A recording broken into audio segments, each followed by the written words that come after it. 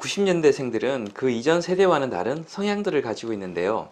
조직 위계에 주눅들지 않고 할 말 다 하는 것도 그런 특징들 중 하나입니다. 그런 성향 때문에 생각지도 못하게 회사에서 큰 실수를 저지르기도 하는데요. 본인은 실수가 아니라고 생각하는데 실제로는 큰 실수였을 수 있는 것들에 대해 살펴보겠습니다.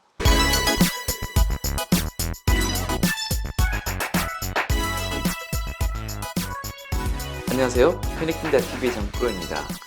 최근에 만난 어느 회사 대표님이 제게 하소연을 했습니다.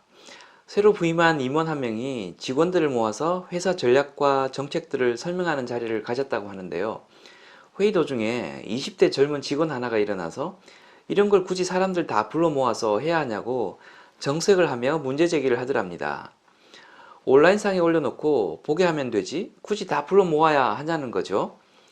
대표님이 중재에 나서서 회사 정책도 공유하고 관리 체계도 셋업해야 해서 이렇게 모이게 되었다고 설득을 했답니다. 그랬더니 그 직원이 지금이 어느 때인데 이런 식으로 팀을 관리하려고 하는 거냐며 더 크게 반발을 하더랍니다. 예전 본인이 경험했던 자율적인 분위기의 다른 회사들 사례를 줄줄이 나열하면서 자율성 없인 성과가 안 나온다며 더 많은 자유를 달라고 주장하더라는 것이죠. 몇몇 다른 친구들도 가세하면서 전체 분위기가 완전 엉망이 되어버렸다고 합니다. 그 자리에 있던 또 다른 회사의 대표님도 고민을 이야기하셨는데요. 새로 입사한 신입 직원들이 건의사항이 있다고 단체로 대표 면담을 요청했다고 합니다. 회사가 10시까지 출근인데 출근하다 보면 1, 20분 더 넣는 경우도 있어서 꼭 10시까지 오지 않아도 되게 해달라는 요청을 하더랍니다. 그리고 더 나아가 점심시간이 1시간인데 1시간 30분으로 늘려달라는 요청도 했다는 겁니다. 회사가 운영되려면 최소한의 근무시간과 기율이 필요한데 선뜻 동의하기 어려운 요구사항을 자기 권리인 마냥 주장하더라는 것이죠.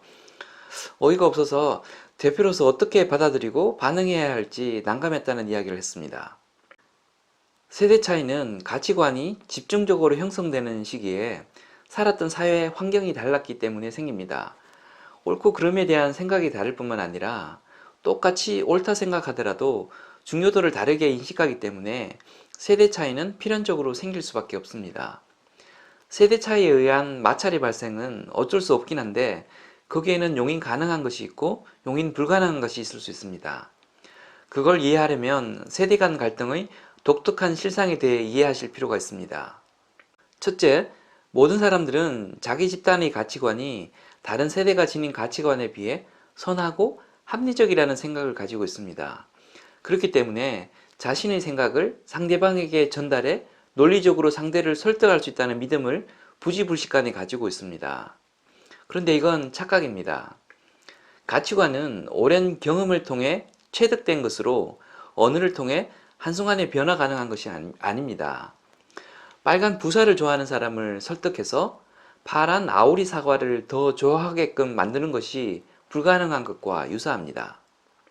둘째, 세대 간 알력의 해결 과정이 상호 이해와 존중인 것처럼 보이겠지만 실상은 제로섬의 파워 게임이라는 것을 이해할 필요가 있습니다. 신세대들의 생각이 그러하니 이렇게 변하는 게 맞겠군. 우리도 이렇게 변해야겠어. 처럼 감정적 동의를 거치며 진행되는 것이 아니라는 것이죠.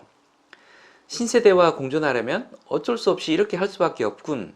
과 같이 기득권을 가진 집단이 기득권을 포기하는 형태로 타협이 이루어진다는 것입니다. 세대 간 알력의 해결 방식이 이러하기 때문에 젊은 세대의 특이한 주장이 받아들여졌다고 그 주장이 완전히 동의를 얻었다라고 할 수만은 없습니다. 받아들여진 주장도 그런데 받아들여지지 않은 주장은 그럼 어떻게 인식될까요? 꼰대 상사의 공감 안 가는 지시가 부당하게 느껴지는 것과 마찬가지입니다. 조직 전체의 평균적인 가치 규범과 차이가 나는 주장은 다른 세대들에게는 집단 이기주의로 비춰질 수 있습니다. 본인은 합리적인 의견 피력이라고 생각하는데 태도에 문제가 있는 사람으로 각인되는 계기가 될 수 있다는 것이죠. 이것이 바로 90년대생이 저지르기 쉬운 치명적인 실수에 해당합니다. 제 영상에 달린 악플 중 기억나는 하나가 있는데요. 쌍팔년도도 아니고 시절이 어느 때인데 세상 물정 모르는 꼰대 같은 소리를 하느냐 라는 댓글이 있었습니다.